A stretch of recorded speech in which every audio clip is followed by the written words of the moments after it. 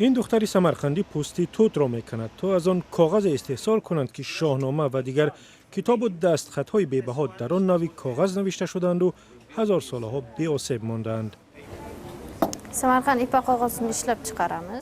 ما در اینجا در سمرقند کاغذ ابریشم را از شاخه های درخت توت استحصال میکنیم. شاخه های یک ساله توت را در آب 2-3 روز تر میکنیم. نرم که شدند پوست به آسانی از چوب جدا می شود. با کارد پوست را از چوب تراشیده میگیریم.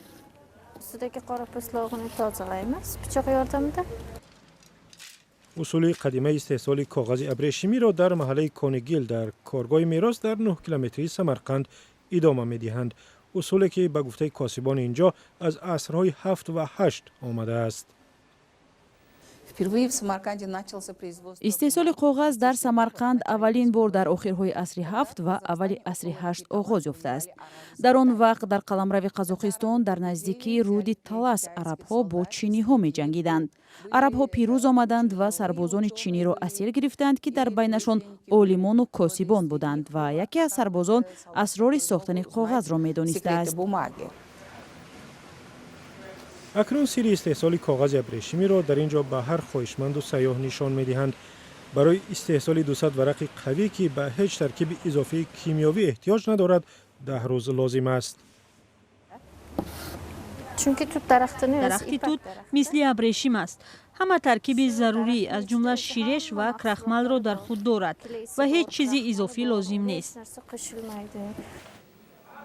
با همین ترکیب ساده کاغذ ابریشمی تاریخ باستانی مردم این سرزمین کهن را تاکنون نگه داشته است. خوبی این کاغذ در آن است که مدتی دراز ویران نمی شود. تا 2000 سال می ماند. به شرافت همین نوع کاغذ ما تاریخ خود را می دانیم. کتاب هایی که در این کاغذ نوشته شدند تا حال ماندند. کتاب های سینا، شاهنامه و بابورنامه را محض در چنین کاغذ ها نوشتند.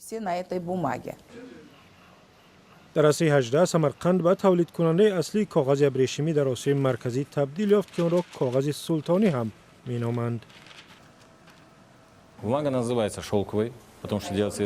کاغذ را برای آن ابریشمی می نامند که از توت استحصال می شود و از طریق راه ابریشم پهن می شود و مثل ابریشم نرم و نفیس است. آن را کاغذ سلطانی هم می نامیدند چون که بسیار گران بود و هر کس خریدن نمی توانست.